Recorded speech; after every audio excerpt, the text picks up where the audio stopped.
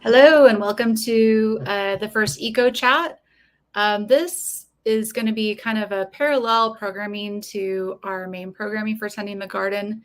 It all kind of started with thinking about how I made some changes in my own life to live a little bit more sustainably, was through just like conversations with friends and other regular people who were kind of already making those changes and seeing like what worked for them, what didn't work for them, what caused fights with their partners or whatever, and then sort of just trying, seeing if it worked for me. So these conversations are kind of in that same vein to try to recreate some of that just sort of conversation about if some of these changes might work for your life and your lifestyle to live a little bit more gently on the earth. So today we have a very special guest. We're starting out strong. Crystal, can you introduce yourself? Hi, I'm Crystal. I'm known online as Compost Fairy. I'm a compost and garden educator and consultant. Amazing. Yeah. So you're the compost fairy on Instagram and anywhere else? Yeah, pretty much on all of them: TikTok, Facebook, YouTube, um, yeah, Twitter, all that. Okay. Yeah, so Amazing. So how did that all get started? What got you started on we did beforehand when we were talking, you actually got started with composting first before gardening, which I love. yeah, I had been working at a job where it was a cosmetic store, and most of the materials like most of the products were compostable. And that's when I first kind of learned about composting. Because I've always been someone who's been pretty sustainable, I'd say. I started the recycling club in my high school, Me and too. yeah, yay! Oh my god, yes.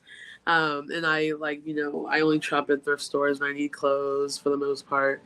I'm really about sustainability, and so when I learned that composting was a way to, you know, return waste back to the earth, I was just like, oh my god, I gotta do this. And so when I moved into my house, I didn't know how to compost. I literally just like looked on Pinterest and typed in like how to compost, and the first thing that came up was burying your scraps. So I did that for a few years, and well, a couple years I'd say, um, and it really did wonders because that area where I was composting and where I was burying everything was very like dull, and then grass started growing there after a while because of my compost. And so I had started with that, but then I was like, well, I'm supposed to be using this, and so I had these pumpkin seeds, and I grew some pumpkins in my front flower bed. I grew them real late. I started them in July, but that was like a nice little like way for me to kind of start. But then the following year, uh, I'd actually lost my job, and so I had I was just like in a really like I was just really down in the dumps, and a little angry, and so I just put a lot of my energy towards just growing food and I had never really done it before. I just went to this local seed store that we have, and I was just like, I'm just gonna buy whatever I like to eat. And so I just started grabbing seeds, and I was like, okay, I like watermelon, I like cabbage, I like this, I like that. I was like, oh, that looks pretty. I need this. I was just grabbing seeds, and I just bought some soil and just started like planting them in these pots and stuff, and everything just started growing. And I was like, oh my god, I have to. And at that point, I didn't have anywhere to put any of it. I was like, I don't even have a garden back there. I was like, I don't even have any beds. Like, it's all grass. Like, it was literally just a backyard with just grass. And so I just started like gradually, building a garden. And I would say what I was doing was my friend Mary calls it rage gardening. So I feel like I was just so like, just feeling really down and upset about about the situation that I was in, and so gardening was like an outlet for me. And so once I had all these seedlings that were growing and you know coming to life, I was like, well, I have to have put them somewhere, And I had my compost, so I was like, okay, perfect. I can use my compost and I'll manage a garden. So I turned my backyard, into like a little pallet garden. I got like old pallets from places and just cut the woods out and use those as my garden beds. I used those for about 3 years. But that year I had a really, really huge garden. from all the stuff that I had bought and just had planted. Not knowing it was mainly huge because I had like squash and watermelons. I didn't realize I didn't know that they were even vines. Like Yeah. I didn't know anything. I didn't really know what everything was supposed to look like. But as it was growing, I was like, oh my god, this is like actually growing. But it was very like freeing and exciting and nice for me. And that was kind of around the time when I started like I was posting stuff on my personal Instagram. But I was like, maybe I should make a separate account just where I can like talk about just like composting and gardening, because that's when I started Compost Fairy. Um, it was yeah after like later on that summer. Um, so and then since then I've just I've kind of maintained a garden, um, and it's just been so nice just to be able to you know work with the earth to grow, beautiful, foods and flowers and herbs and be able to use them and, use everyday things to, that are just around us to, you know, give back and be able to grow stuff. So, um, yeah, I'm like, I'm going to garden forever. There's no way I can stop. So, So when you were first, like you mentioned Pinterest, but like where did you like get any books or look online or like where were you getting information or did you literally just put down some seeds? so I, when it came to like the gardening part, I kind of was just in the beginning. I definitely was just putting down seeds. I had like kind of like a vague like okay like put the seed in there and water it and all that. But I mainly was just kind of trying stuff out, and then as stuff was growing, I would sometimes like I'd be like, oh, like how to like tell a watermelon is finished, or best ways to. I would kind of Google stuff, um, you know just how pollination between whenever stuff is getting pollinated, things like that. Um but part of it also was just me. I just kind of like buried stuff, and I did the companion planting. I had heard about companion planting, and so I had bought this book on my Kindle, and just kind of was like using that as a way to like place stuff. And then after that, I just kind of once everything was kind of established, um, I just kind of was, watering it and tending to it. And my patterns that year, I didn't really do the stuff that I do now because I didn't really know. And it was later that I kind of, after that garden, I was like, well, I want to really learn more about this. And so that following year, I did the Master Gardener program, the Wow. extension. And that's kind of where I learned a lot. And I also did the Master Composter program. And so I learned a lot from both of those. Um, and then, I got plugged in with, organizations like OCASA, Oklahoma Compost and Sustainability Association. Um, and uh, just kind of was like learning from other people in the community too. So I feel like it was kind of a mix of a lot of things, just some just me trying stuff and, either it not working or it working well, or, researching stuff on my own, or talking with other gardeners and seeing what they do and learning from these classes. That definitely was very helpful. Like even social media has helped, just following other like gardeners and stuff and learning from them was very helpful as well.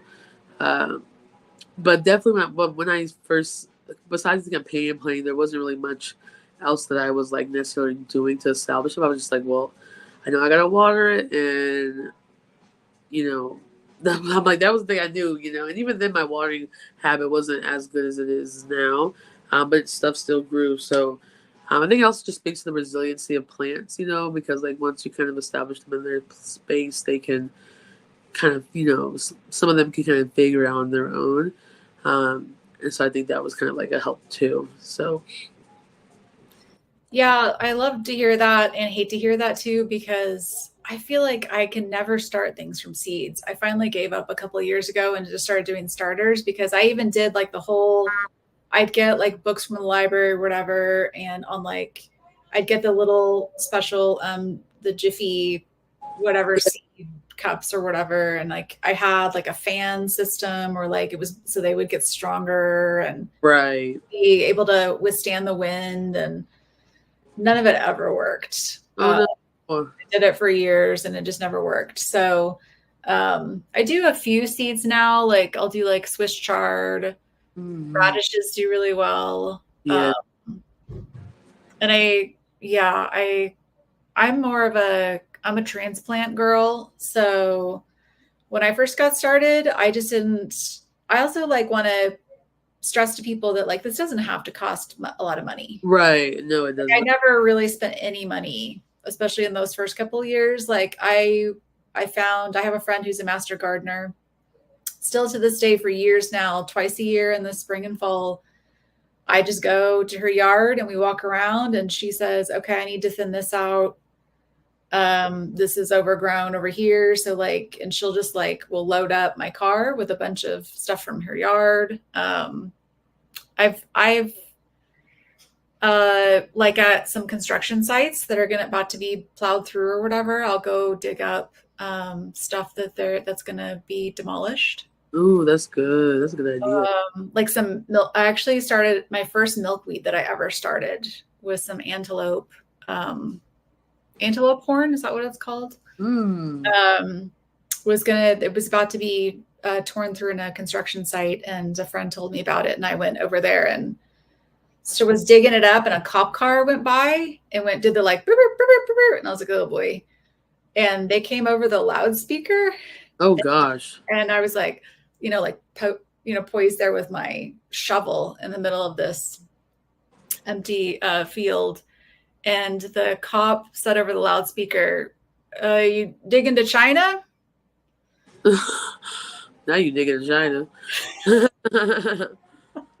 Oh my God. So I'm just kind of like, I don't know if I want to spend a ton of money. I still don't really spend a ton of money. I did actually this year spend like $30 because the Little Axe Elementary out by Lake Thunderbird, they have a great garden program for the kids. And so the kids grow a ton of veggies and other plants. And so it was all like $1 or $2 or something like that. So, but otherwise I don't tend to spend a lot. And I think composting is a great way to like amend your soil. Yeah. Without having to like go buy a bunch of soil or whatever. I don't know. Do you still buy soil or do you just kind of with your? If I am, it just depends. So when I first started off, that was probably my biggest expense was buying soil because my grass was I have Bermuda grass, so you know how I don't know if you know about it, but it's just so evil. And it's everywhere. So I like put down cardboard and put the pallets on top of the cardboard. And then I like added the bags of soil. Because at that time I didn't have as much compost as I make now. I just kind of like had just like a little bit. So I had already used like the compost that I had, or the compost I didn't have, I was just using it as like maybe like an inch or two layer on top. But now these days, like this season, I haven't bought any soil because I had a lot of compost. And I kind of like I've really been trying just to use like the soil in the beds I have and just keep adding compost on top of it and just letting it build up over time. But if I start any new beds, depending on how it looks, then and like right now because I've been gardening a lot, and so a lot of my compost is already like been used. So I may, if I expand, but I don't think I'm gonna expand because, Lord, I don't think I have time. I already have a lot. So I'm like, but these days I don't buy as much as I did in the beginning, and you definitely like there's other ways around it too. So, are you doing raised beds? Have you only ever done raised beds? I do. Well, my front bed is it was like a patch of soil, and so I was just like just like a patch, and so there I just that's very self-sufficient. I just plant stuff in there, and then a lot of perennials in there so I can come back. The ones in the back they are technically raised beds, but they're only like this big, so they're not very tall. So I am using like some of the soil that is already there. And then I just kind of like fill it with the compost to kind of fill up the bed. So, just because with the Bermuda, it's just so hard to like plant stuff right on there. Because I tried, I try and do like no till method, so I don't till the grass or anything, and like I'll pull up like weeds and stuff, but I just don't want to like disturb the earth too much, and so um, that's why I kind of laying the cardboard and then adding the compost, or if I don't have any compost, just adding a bag of good like soil. That's kind of when I lean into that, but. Um, like I was saying, like at the beginning, like I had bought the soil, but now um, either that same soil is in there or it's been incorporated with like the like earth beneath it, or there's compost in there. So um, Yeah. yeah, So I guess if you use raised bed, which I've never done, you do have to get soil, right? Because I think when I first started, um, I um, I put stuff down. I put a barrier down and then wood chips on top of it for yeah. a full year to kill the Bermuda. So then I could start sort of fresh with the actual just like existing soil, and then I So just amended it from there. okay, so you laid down a barrier and then you added the wood chips, but the Bermuda grass didn't grow on the wood chips. No. Okay, Um, what kind of barrier did you put down? I had newspaper, cardboard, like a million layers. Okay, and I think that's where I maybe am. I was not. That's what I was gonna ask you next. Is like how thick were each of your layers? Because I think that's where I kind of fell short when I put down my cardboard. Um, I think they say like because they say if you're gonna dig it up, you have to go down like at least 6 to maybe 12 inches, and even then right. struggle with it. I just was at my sister's house, and they have a like literally this much yard, but I saw that they must have tried to dig up the Bermuda and then put in like soil, and which is great. I love that they did that, but you can or like they're just going to be struggling with that Bermuda grass for Yeah, and that's years. okay. Yeah, because no, yeah, I definitely get it. So would you say that your layer of like cardboard and newspaper was like this thick, or I think I put down maybe 4 to 6 layers. It was really thick. Um, and then how much of what? Because I'm about to try this. oh, okay. If that worked for you, then because I'm like, because oh my god, I even had like one of those chip drops, Mm-hmm. and I had like maybe it was a thick layer of like wood chips left from there, and the Bermuda grass just grew on top of it. Mm. And so I don't know if my Bermuda grass is just really is like a mutant, or I don't know. I was just like, wow, this grass is so tenacious. But you had laid down the thick one because that was just the chip drop just got dropped on the yard, so that kind of makes me think that if I could do like a thick layer of the cardboard and then put the wood chips like you did, that would be yeah. I think I'm gonna try that because I hate I just I put down cardboard, but then the cardboard breaks down, and I'm like, and I need the newspaper. I had a friend even told me once about how like the newspaper, like, you're supposed to wet it and you can put that on top of the like cracks of the cardboard. Yeah. So I think I just need to do that and then see how that goes. Cause Yeah, I think I did the newspaper first because I distinctly remember like the wind coming as I was trying to put it down and just like it blowing everywhere. ooh, I just okay, had a flashback to that. okay, And then like this, I have an area in my front that I don't plant anything because I live on an alley, and the trash truck and the recycling truck just like go over that area every single time they come once a week. oh So my god, so I do sorry. put down cardboard and wood chips on that, and I definitely have to redo that Right, right. every year for sure. But it But you seems to said be you working waited really a whole well. year. What's that? You said you put down the cardboard newspaper and wood chips and waited a whole year. Yeah. Wow. Yeah, to get that, because I think I read that's like the whole cycle. Like they need to summer, they need And then any. by the time everything broke down, it was just straight soil.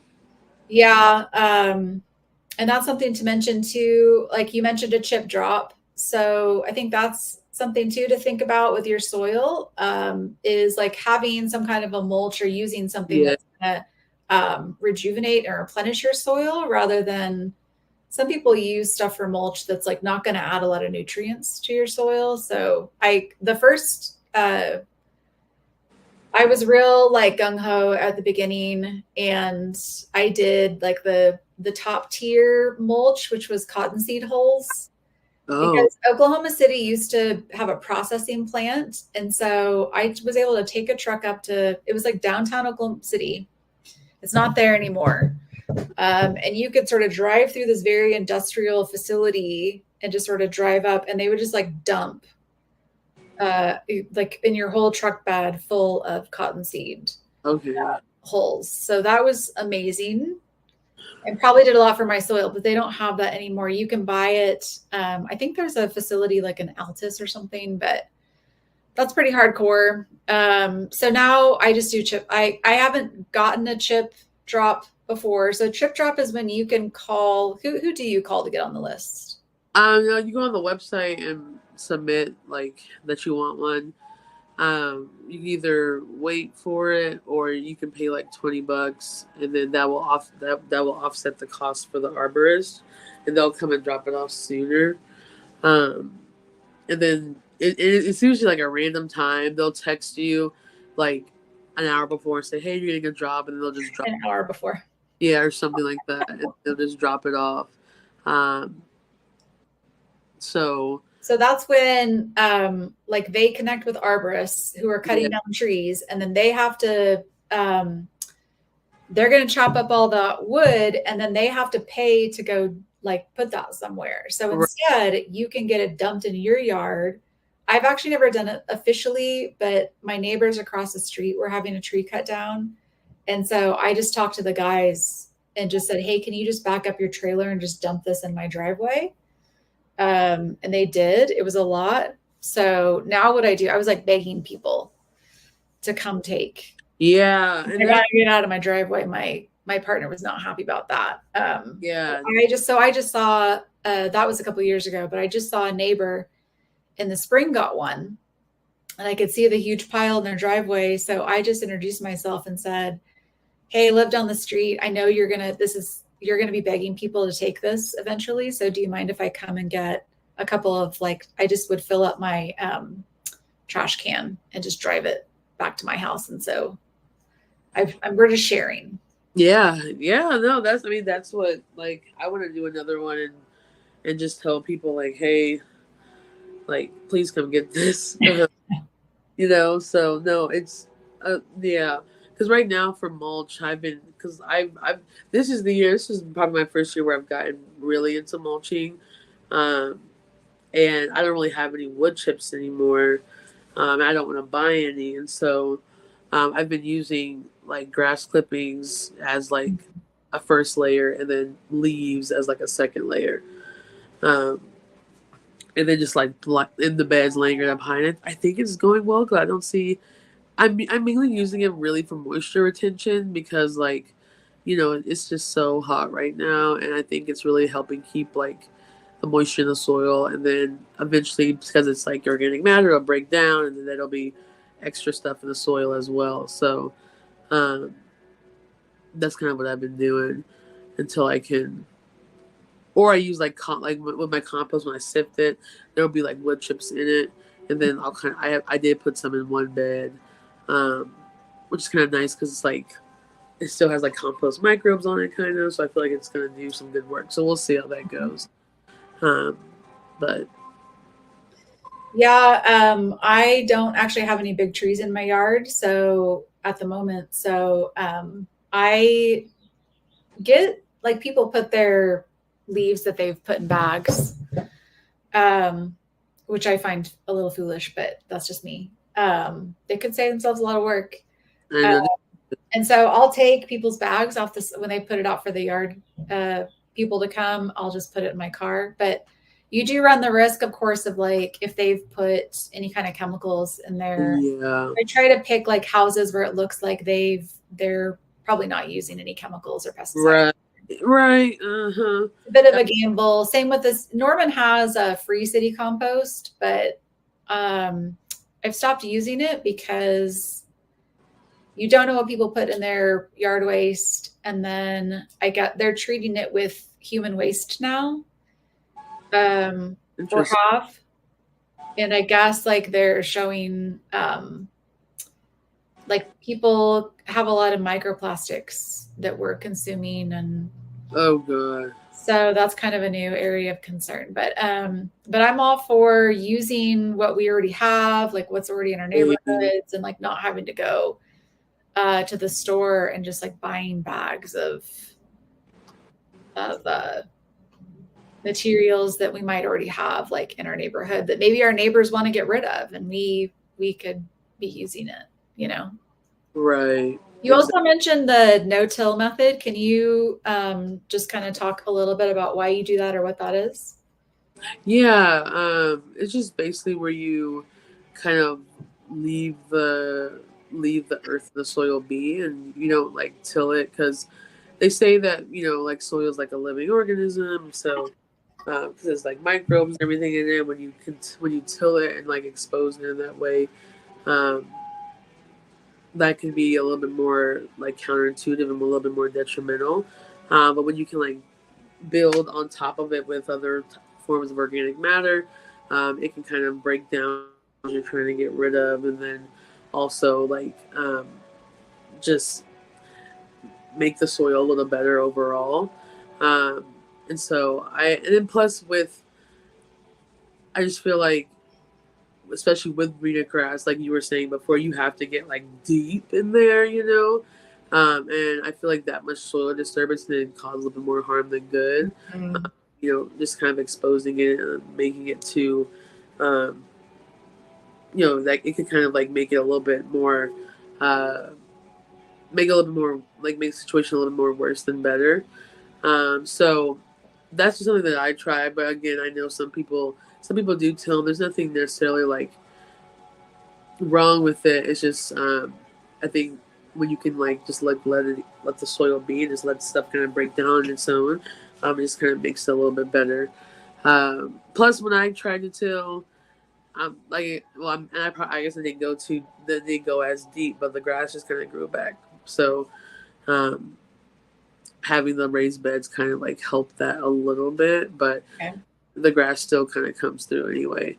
But now that we've talked about, now I'm hearing about you doing like the layers. I think that's what I was missing. I wasn't layering stuff high enough, because like you did, you have to like put all that on top of it, because that grass will poke through and it's crazy. Um, but when you can have all that stuff on top of it, kind of suffocates it, and then you can start over, which is nice. So, and that's like an example of no till as well. So Hmm. Yeah, it also seemed to allow just like critters, yeah, like pollinators and insects and stuff like yeah. that were able to sort of burrow and like make a little bit of a home. So when you started kind of changing your yard around like this, how did your neighbors respond? Um. So a lot of it's in my backyard. I do want to turn my front yard into a garden. That's like on my home to do list. But a lot of it was in my backyard, and really my backyard is kind of hidden because I have all these trees on the fence line. Mm. So no one necessarily was like seeing anything. But then, like when I would get chip drop, some people would ask questions, and then and then whenever and then I started like sharing some of my stuff with my neighbors, and they were like really like grateful and excited about it. Like I brought one of my neighbors a salad from my garden, and she was like, "Oh my god, it was so good," And I was like, "Oh, good, I'm glad." I just, you never know how people think there's stuff will taste, but um, I think it kind of I think people were like okay with it and fine, but I also like, I don't know, I want to make my front yard a garden, and I don't have an HOA or anything like that, so I'm like, I'm gonna just do it, and if neighbors ask about it, I'll tell them like, hey, like having this type of like habitat and using the yard for this instead of just having grass to cut is like way more better. Like if you can grow food, if you can grow native plants and have pollinators, like pollinated plants around, and use that space for something other than just like letting it sit there. I think that's way better. So I have these two little uh, like raised bed kind of like someone has sent them to me. They're like those like good kind, like tin kind. Mm-hmm. My goal is to put them in my front yard, um, and have kind of like a little like flower something, and maybe move on to vegetables as the years go. So, um, yeah, I think it also even in my front, like I mentioned, I have that front flower bed, and I have like really big roses and hibiscus and other like some other herbs, vines and flowers. And people say, oh, like your yard looks really nice. So I think people appreciate seeing that type of like diversity, and differentness. Because like I don't know. I'm like maybe because I just hate Bermuda grass so much. I'm like I'm not doing anything with this grass.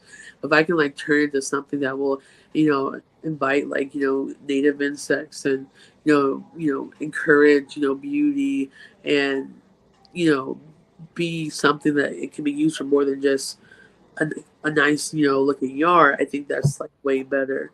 Um, Yeah, just life support. right, life supporting exactly. And I think it can help with like so many things, from like I don't know, things like even just like, air quality and just better like habitat overall for the things that are supposed to live here, and Mm. that, help us in terms of like, like bees who pollinate or just having butterflies and protecting them and things like that. I think that's way better than just having a yard that looks cute because society says that we're supposed to have these well manicured lawns. I'll be the first to tell you I don't be my yard. I make my garden look good. The rest of the yard I don't care about. Like so until it becomes a garden, I'm just like you know I don't need it to look cute and pristine, but I do want my garden to be very like sustaining of life, and so that is something I will put my energy towards. And so I think if more people can um, start to feel brave and just try stuff out, and instead of just doing the regular status quo of just having a yard and maybe like a couple of this or a couple of that, but really just like diving deep and seeing how we can support the life that's here and also support ourselves. um, I think that can make for a way better outcome, and you know really does reflect on like good earth stewardship as well. And it's just really pretty. Like, who doesn't want to see beautiful colored It's so flowers fun. Yeah, I and, know. and, and fruits and veggies growing, and smell like different herbs as you're walking by? Like, it really does like make you feel better. Like it helps you like feel a little happier. At least for me, it does. But I feel like there's like studies on this or something. It has to be because it just like feels good to look at something that just that one that you cultivated and grew, but two that something that's just so beautiful and it is just here for many reasons, but one of them being like our pleasure. So Yeah, and I think it also just sort of connects us to like again life, or like you see things growing, get bigger and then dying, or like you see those cycles. You see, right, I just feel like as we become sort of more disconnected from nature and kind of our spiritual selves, like that sort of is like this reminder to see these things happening in your yard every day. right, Um, my neighbors were pretty good for the most part. I don't live in an area that's like super like a subdivision that has an HOA or anything, but and now I live in Norman, pretty close to campus, so quite a few yards are. It's not uncommon to see a yard like mine to begin with, but I felt like it was a really great. It really brought me more into community because I'd be out there working and people would come by and ask questions, and I just met so many more of my neighbors than I would have otherwise. What kind of maintenance stuff do you do? Do you like I'm terrible at fertilizing. I really don't fertilize very often. I mean, I'll weed. oh my gosh, right, yeah, I do. Oh, I don't have to do a whole lot of weeding because I mulch really well. Yeah, no, yeah, that's I've noticed that too with the beds that I have mulched. Um, you know, sometimes you'll see some grass peeking through, but really, it's just mainly some grass that comes up. But I don't see that many weeds. Even the grass isn't even that much, so it's really nice. But there are a couple of beds because I kind of started the mulch process like halfway when I was setting up everything. So there's some beds that don't have it, and I'll like try and stay on top of stuff and pull weeds out. I do fertilize. I use a lot of like homemade fertilizers, and I really think it's helping because I have some watermelons that just weren't doing good, um, and I've been like kind of watering them with that, and I think it's really been helping. Um, so that's kind of that's what I use them for. Other things of maintenance like the mulching, picking weeds as I see them, and then of course watering everything. Which like at the beginning of the season, you can get away with watering like maybe only like once or twice a week. Um, but with it being hotter now, I'm kind of doing it. Well, I'm still kind of doing it probably like maybe 2 to 3 times a week. It just kind of depends on how hot it is and how sad the plants look. But I try and water it really deeply. Just kind of really get the water in there. My dream is to have my own irrigation system one day because I think that would help. Because it took me 2 hours this morning when I watered everything.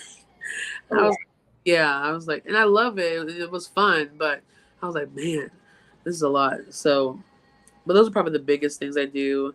I'm not the best at pruning, but I I need to get there. But I will prune sometimes, depending on how stuff is looking. Um, but yeah, otherwise, just try and let them be and let them grow, and you know, it's it's really nice, very fulfilling. And even though like some of the maintenance things, and especially like the heat, are like can be very like annoying and suffocating, like literally, um, it's still nice to be able to tend to it and to see something that you cultivate and help grow. So Do you do any pest control at all, or do you have to? um, I feel like I don't have. I don't. I've never really done any, but I also I don't like. I don't grow squash anymore because I'm just over it. I know I'm so over. Yeah, I do like companion planting, so I try and like intermingle some marigolds, because those are really good at keeping like pests away and insects, like off your other plants, or like nasturtiums are a good trap crop.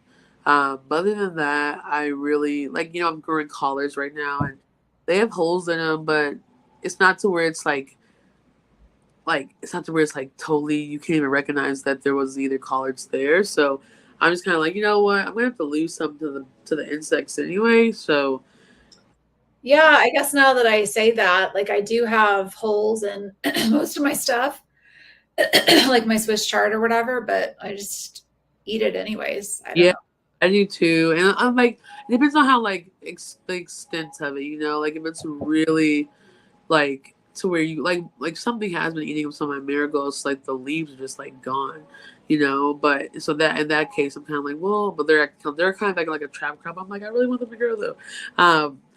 But with other stuff, I'm just kind of like, well, let's just see how it goes. And it's not so bad with the collards, so I'm like, okay, well, we should be okay. I did have a problem with like a rabbit one time, but that kind of I put some little gates up, so that kind of got stopped. Um, but I don't know. I'm not too. I think the companion planting and um, I think with the companion planting and stuff like that's like kind of like helps a bit. So You mentioned your water use. Do you use rain barrels, or how do you just use like do you have like a sprayer or a yeah, sprinkler or soaker hose, or what do you use? yeah, I have rain barrels. I have 4 rain barrels. Oh my god, 3 of them are empty. Ugh, Lord. It might have been empty for a while. Yeah, and I'm like, oh my gosh, man. So since they're empty, one of them is a little hard to get the water out of, so I kind of use that one, but I've just been using my hose. Um, so if I'm fertilizing, I'll fill up the bins so I can add the fertilizer to them. If I'm just watering, I'll just get the hose and just stand there and just water it. So like I said, I do want to get irrigation one day, but um, I haven't. My brain hasn't had the capacity to think about that yet. So we'll see how that we'll see about that one day, because it is like, again, because I'm trying to water deeply and really like get those roots to like keep going down. It can take a little bit of a while. So, but Yeah, I have a soaker hose, but I just have oh never, yeah, I've just never, I think I got that off of Free Cycle.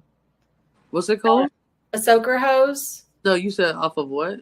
Free Cycle. What's free cycle? Free Cycle is like, I think in Oklahoma City, it's like a buy nothing group on Facebook. Oh wow. Norman has a great Free Cycle Facebook page that is very well moderated and is like the greatest thing ever. People just put like free stuff on there. Oh yeah, Oh my gosh. yeah. Which is like if you're someone who hates waste, like I get stuff off of there all the time, but I actually get rid of more stuff on there because they'll just like come pick it up off my porch and I don't have to figure out what to do with it. It's just Wow. but also it's like stuff that like if you have something that maybe isn't like if you took it to Goodwill or thrift store, they might just trash it because it maybe needs a little bit of work or isn't perfect or whatever. But if you put it on Free Cycle, somebody like really wants that thing and they'll repurpose it or they'll figure out how to fix it or use it or whatever. It's like the greatest thing. I have done the ones in Oklahoma City. There's quite a few. They're not as well moderated, so it's a kind of the Wild West. But Yeah, I just looked some up, so I joined a couple of them. So I'm gonna see how that goes. yeah, I'm always looking for, cause I'm always like, I'm just like, man, somebody somewhere has what I need. You know what I'm saying? that's exactly what you need. Like, You will find all of it. and they're not using it. You know, so I'm just like, I'm always trying to scout out and, you know. Yeah, you have to be a little bit patient on those ones. But I have a friend in Oklahoma City who's gotten some really great stuff. She just got a bunch of like 5 gallon buckets, if like so stuff like that. That's like for like could be gardening supplies or whatever. And I think I gave away a hose last year. I give away a lot of gardening stuff that just doesn't work for me. But I got a soaker hose on Free Cycle and I keep needing to try to figure out how to use it, but I just feel like because it's supposed to be like a deep, Right. you don't have to stand there, you can just let it go and then like it'll sort of just like do like a slow trickle and like deeply water it over time rather than like just like right on top or whatever Right. from the roots or at the roots. And then my rain barrels I'm also like I'm like a just a half a gardener even after all these years. Like I don't have it set up with like my gutter, like my drain pipe, like going to the rain barrel and then like a hose attached to it. Like it's just on some cinder blocks. It just catches what it catches or whatever. So I don't know. I feel like I'm a pretty good example of someone who's like never really become an expert at any of this stuff. Like all the fertilizing, like I'm really bad at that. Like I fertilize very infrequently. I did get some fish emulsion at a garage sale one time, 2 big things for like $2. So Oh my God, I love that. $2. Wow. But free is always a lot better than Yeah. Yeah. so that's a great tip. So, like your composting, I will again be honest, I'm not very good at composting. I've been doing it for years. The first house I had, I did like I put pallets like made like walls from pallets and just had like the big pile and like just turned it or whatever. Still never got very much good stuff out of it. And now I have a little because my yard's so small. I got a little tumbler from Aldi. Right. I don't get a ton from that, but I did just go to a composting workshop where I got a bin to do worm composting with worms. And I kind of don't know if I can do it. I think Really? first of all, I think my problem is always that I don't put enough browns in. Right. So it's too many greens, meaning like food scraps, like yard debris or whatever, weeds or whatever. And not enough browns. Like I've tried to put I'll shred paper because you're supposed to be able to put shredded paper in there. It never breaks down. Really, with the worms? Though I don't have the worms in the tumbler because I think they might. Oh, in the tumbler, yeah. So I just haven't been very successful. I still do it because it still reduces a lot of waste that would go to the landfill. Right. But as far as like actually getting usable compost that I can actually use in my garden, I've never been very successful at that. So what's the best time of year to put compost on or do you put yours on just like throughout the season? So, they say I do it kind of throughout the season. And it just depends on how much I have. I'm usually doing it. So, like, they say that, it's good to put it down like in fall, let it sit over like winter. And then, by spring, you can kind of start planting everything. I have a weird schedule because I just I'm like composting year round, but I'm also like I'm trying to use the garden a little bit year round too. And so I'm kind of just like adding it whenever I'm needing it or whenever I just need to like offload it. And so I would say like I think like there's the good optimal time like I said when they say like in the fall, but I think that just whenever you're like ready to use and ready to put on the bed, like just do it. And especially sometimes like if I am out of it, I just don't have any. Well, then I just don't have any. But when I do have it, that's whenever I either like let it be or like put it in the bed or either let it be or just add it to the bed. So this time and the fall are really kind of around the times when I'm making a lot of the compost so that it's ready by spring to use in spring. So Okay. that's kind of what I do. I don't know. I break rules sometimes. I gotta just because a lot of times you just have to kind of like life like happens and stuff. You just have to do what is best for you in the moment. Yeah, like I was saying before, like I think we'll release these ones about gardening in July because fall is the best time to plant. So you're allegedly supposed to plant all this stuff in July. I have never done that. Me neither. Never been on that on top of anything. I've actually never really planned. I think I tried 1 year to plant a garden and it just didn't ever really happen. So I think I love that like it's a lot of trial and error. The whole green thumb's not really a thing. Like it's really all just like experimentation, seeing what works, like doing what you can. You don't have to be super hardcore about it or really even compost. Cause like I said, I really don't get a lot of usable compost out of mine just because I suck at it, but it still diverts a lot of waste. But stuff still grows. Right. So as we're wrapping up, let me show, I have a little, some of my before and after. I actually at my first house don't have a before. I couldn't find it, but for a while, the Google Earth image of my house was like right when I just got started. And so you can see like a hole dug with like a little bucket. And like, that's the Google Earth image of the house. Wow. So I did screenshot that at one point and now I can't find it, but this is, I got Norman has like a landscape water usage for like low water usage yards. So I did get that. So this is like a sedum. Of course I had some yucca, some native grasses. Over here you can see a lot of, this is like coreopsis. Oh my God, I love coreopsis. I miss it. Where is it? This over here is all coreopsis. Okay. And then I had, of course, like a ton of lilies and irises.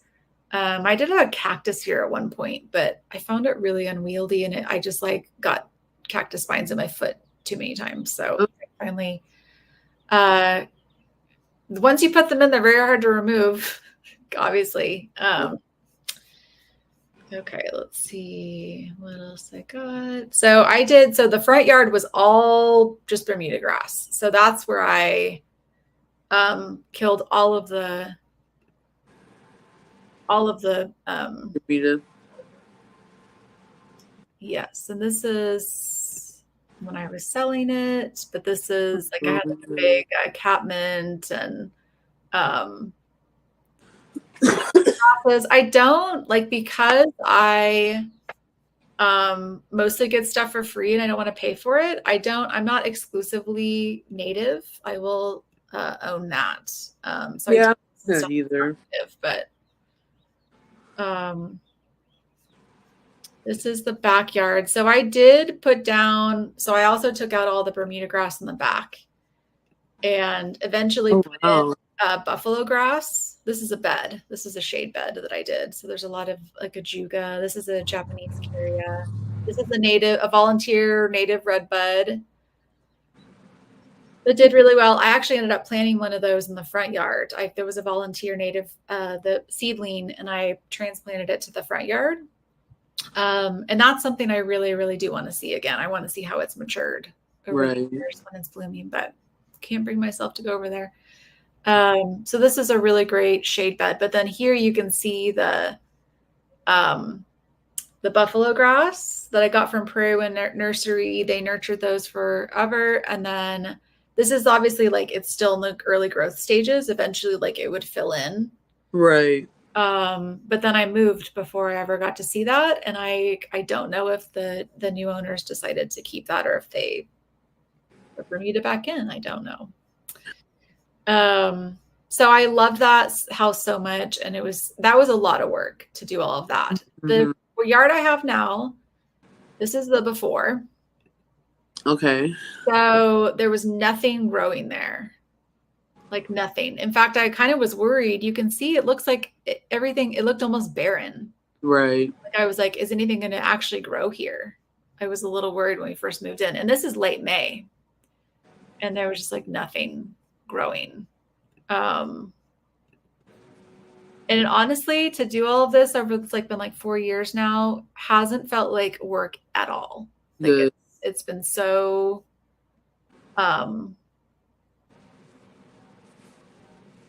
it's been just like so manageable and fun and easy. Oh wow.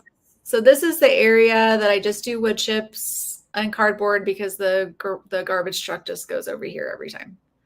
And then so in the front here, I have a lot of herbs because like I can just step outside when I'm cooking and like step out the front door and just like gather my herbs.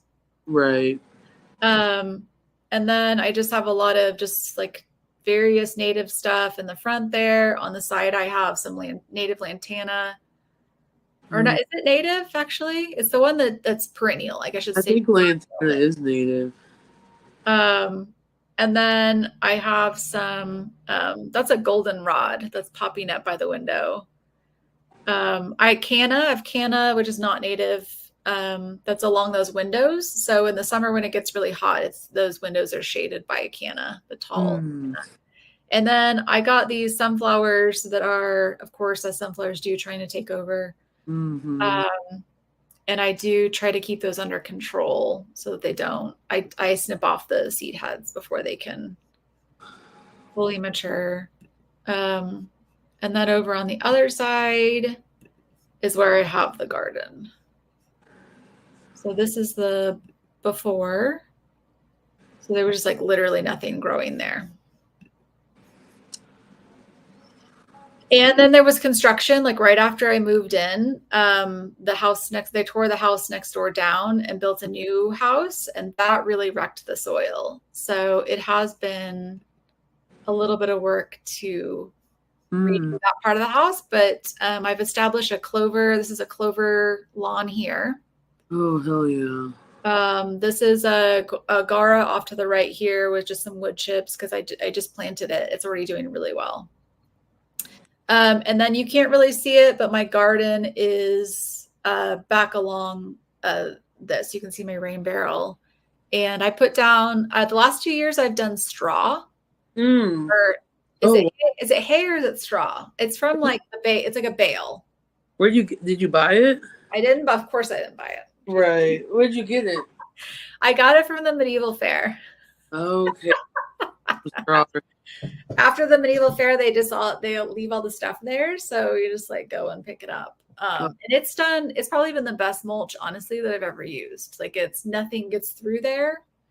When I first put it down, some of the seeds will pop up, but they're super easy to pull, like super easy, and literally nothing else gets through. And then it just all like it goes down into my soil and is helping out that soil that got wrecked by the construction. And then you can see a gigantic sunflower that some bird planted.